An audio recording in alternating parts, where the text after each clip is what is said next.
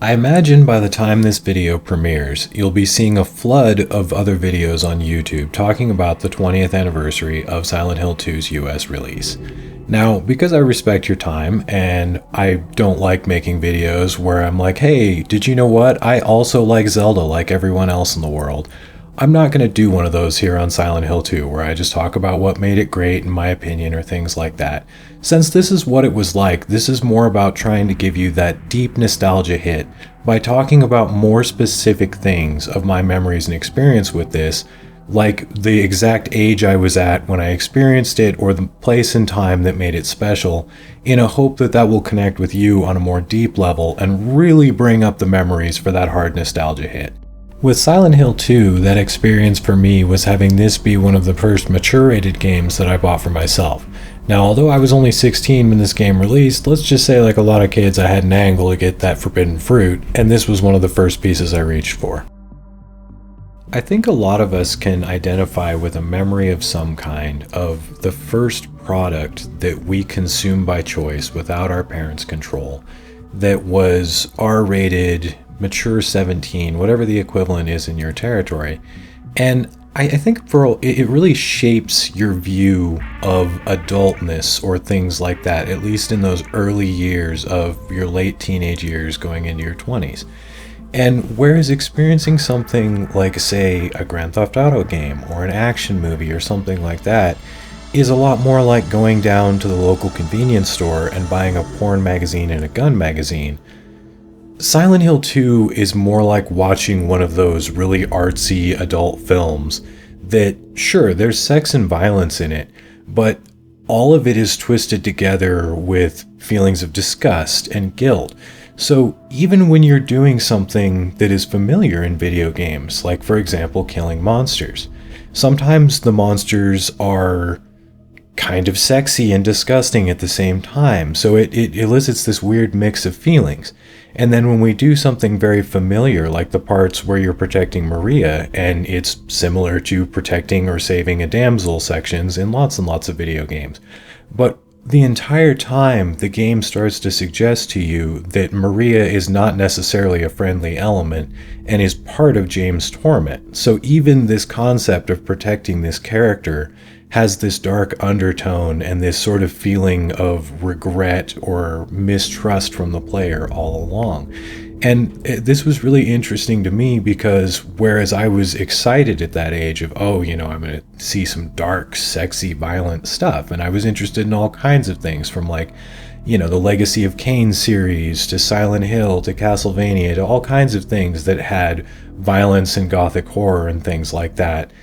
It really was sort of not exactly what I expected, even having just recently played the first one for the first time, which to me felt a lot more like a traditional survival horror game. Silent Hill 2 was very, very bleak, and I would kind of say it gave me a more realistic view of adulthood and the fact that adulting is not really all about porn and guns, let me tell you, for anyone that's at that age now. So that the very first big thing that I wanted to go out and get, I was like, oh, I'm gonna get this with my my own wages, and my parents can't stop me, and I can walk right into the store and get this game that has warnings plastered all over it for sexual and violent content. And then after completing it, I just kind of sat back and I was like, wow, being a grown-up sucks butt.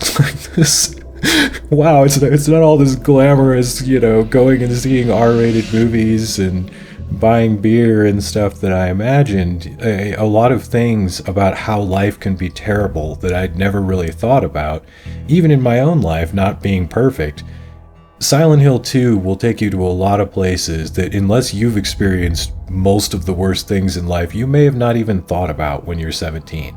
And so it was just a really poignant and hard-hitting introduction to the world of adult entertainment that I feel was very different than, say, a Grand Theft Auto or a Call of Duty or something, where there's definitely not as much guilt and disgust laced into those feelings of sort of visceral violence satisfaction and things like that. Every bit of violence and sexuality comes at a cost to your soul in Silent Hill 2. And for me, it was a really, really major experience in my life, having that be one of my first mature rated games. Another one of my memories about Silent Hill 2 that is kind of one of those you had to be there at the time kind of things was, by our standards in 2001, Silent Hill 2 was not only very photorealistic in its graphical presentation, but also very filmic in the way it was presented. It uses wide camera angles, there's a lot of background detail that you would see more on a film set, and it wasn't something that had been thought of much in video games before, how the scene in general would look based on the camera angles being used, and trying to make the gameplay have a very cinematic quality, using tricks of the way the background is composed and how the camera's pointed at it. And at the time, it felt like a mix of you were watching a movie, but also it felt a lot like the real world. Things like the streets and the vehicles were much more realistically scaled, especially compared to Silent Hill 1, which, if you've played much of Silent Hill 1, the streets are about 4 streets wide and street signs are about twice as tall as they are in the real world. So it has a cool, surreal quality, but it didn't really make you feel like this was a real small town. It was more like it was a theme park small town, which ironically, look it up, Team Silent went to an America theme park in Japan, and where I'm sure the stop signs are like twice as tall because they're joking about everything's huge in America. But that was actually what they based Silent Hill 1 on. Whereas Silent Hill 2, a lot of the stuff was scanned in real objects or was based on real street maps, and cars were based on models of real vehicles. You can even see there's one that looks exactly like an old Honda Civic. But all of this combined with the very cinematic camera angles really made it feel now like you were in a small town. And there were things that, because they were taken from real maps, would make you feel like, oh, there's a street just like that in my town, or that's just what this big drainage ditch looked like on the edge of town in my hometown, or all sorts of things like that. And it was a very different feeling. Even on my little tiny tube TV, I think it was like a 13-inch tube, and me sitting right in front of it viewing the game in 480i, it immediately felt different than other video games, of where it really felt like you were walking through some dingy alley that you might have seen and maybe in reality you avoided and didn't walk down that alley because you're like, no, I'm going to get murdered if I go down there. But this entire game is made up of those, and they really feel like they could exist in some dark, dingy corner of the real world. And then when you do get into the nightmare sequences, it's, although it's more surreal, the gore and the grime and all of that is so convincing in its color tone, the way the textures are created, things like that, that it was very convincing. I mean, it was basically like, it felt like a Hellraiser movie in those parts. And it was like you were seeing Hollywood level effects in a video game as far as a level of design, not just doing it with technology and technological tricks. And I also want to point out at this point that while Silent Hill 2 was a graphical marvel, it wasn't using effects that we'd never seen before. Like, for example, Halo was less than 2 months from releasing. So there were all sorts of things we'd already seen in trailers for other games. Final Fantasy X was right around the corner.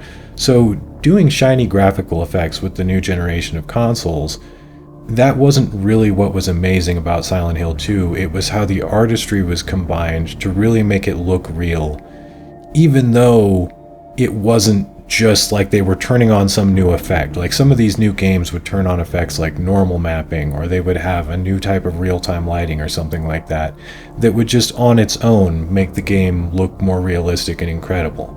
Whereas Silent Hill 2, much like a film, was combining together all sorts of different art and technique to create a certain feeling that was very much envisioned through a frame by the director of the game. While on the topic of the visuals, I feel like now is a good time to bring up that this is the first footage of this game that I've captured using the Enhanced Edition community patch for the Silent Hill 2 PC port. And it looks absolutely fantastic in my opinion. It's more at this point than just restoring some of the cut features, audio quality, things like that of the PS2 version that were of lower quality in later ports. At this point, I would say the Enhanced Edition is more like the HD remake that should have been, and it actually goes above and beyond to reproduce effects at a higher level than any port has done in the past. The sound is of the best possible quality. It functions at any modern resolution or screen aspect ratio. In every way, this is the Silent Hill 2 that Konami should be selling, which brings me into this last segment, which I always do about the legacy of the thing since its release, and unfortunately, part of that is very negative. Sadly, at the moment, the only version of Silent Hill 2 that you can legitimately buy that functions on modern hardware is the Silent Hill HD collection on Xbox 360. Now, pretty much everyone will tell you that this is the worst possible way to play a classic game, and in most cases, I'm not someone who says a bad port makes a classic not worth playing. Like, for example, I could pop Skyrim in my PS3 right now and be like, this is fine. But Silent Hill 2 in the HD collection, it is actually true. Like, I would probably say don't play this game if that's the only way you can experience it. And that being the only way that Konami allows us to buy this game in any way at the moment is kind of insulting. Now, I do want to go aside a second and say I am not presenting the strawman argument that a lot of people do to justify piracy and hacks of big companies and, you know, cyber terrorism and all that stuff, of saying, oh, this stuff is lost forever. No. Within 30 seconds of me saying this, you can find a pirated backup of someone's copy of Silent Hill 2 for PS2, set it up on PCSX2, and be playing in less than 5 minutes. So the reality that these games, they totally exist. Lots of people still own them. I myself am one of those people, and have backups of them. They're not really going to disappear from the earth. And you can go play them. If you go out and you pirate this game and play it just to experience it, the likelihood of Konami serving you papers is about zero. So that's not what this is really about. It's just, it stinks honestly that for people who are casual collectors who don't need to have the original version, they don't feel the need to go out and spend hundreds of dollars to buy the PS2 version in its original box and put that up on their shelf. They just want a copy of the game, even if it's a remaster or a re-release or something like that, preferably in a steelbook or something that they can put up on their shelf because they like that and having that feeling and saying, I own this in a physical version. And not selling it in any way, and beyond that, not selling it digitally.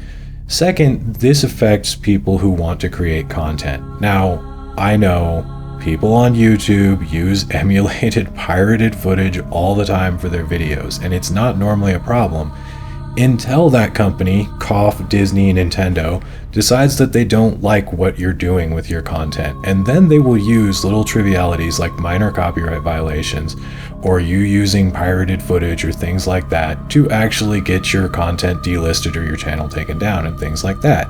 So while it's not a huge possibility, I personally just don't like living with that axe over my head, and I also try to be somewhat respectful of the rules of the platform that I release content on.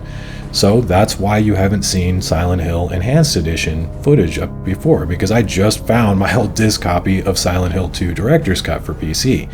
And so now I'm using it to make content because I wasn't willing to pay, $200 on eBay or something to order another disc of it.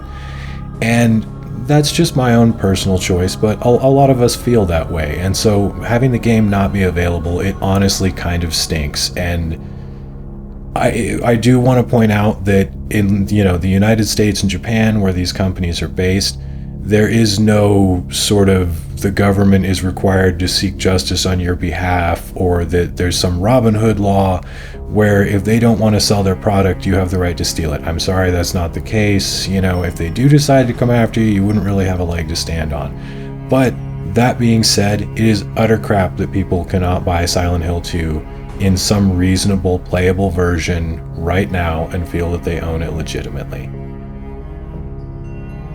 Since I want to end on a sort of positive note, I'm going to start throwing in one last little nostalgia hit at the end of each of these videos that I think most of us will share in common. And in this game, who didn't stand there in front of the mirror after this CGI cutscene concluded because the graphics were so good that you totally thought it was still the cinematic. I think most of us who experienced this game when it first came out in 2001, because of those amazing graphics, we probably all pretty much share that experience where you just stood there staring at this mirror being like, wow, this is a really long shot of this guy staring at this mirror, and then realized that, oh wow, this is what the game's gonna look like. So I just thought I'd leave you with that little positive. As far as my hopes for the continued legacy of this game, I really feel like Konami will eventually figure out how to sell us these games. They're a corporation, they love money. Eventually they will hire a competent remastering studio that will know to mostly leave it alone, but pretty much just make the games function, much like this. Honestly, this enhancement patch. If they just basically put this out as a product and paid the people who made it, I think everyone would pretty much stop complaining. This enhanced edition patch is amazing. So hopefully that happens in the future. For now, most of you out there who don't mind a little getting it any way necessary, as the kids say on YouTube these days, you can still play this game. It exists out there. But really, hopefully, Konami will see sense and make it possible for everyone to enjoy this easily. This has been What It Was Like. I'm Ryan Lecoq. I hope you all enjoyed this trip down memory lane in Silent Hill 2.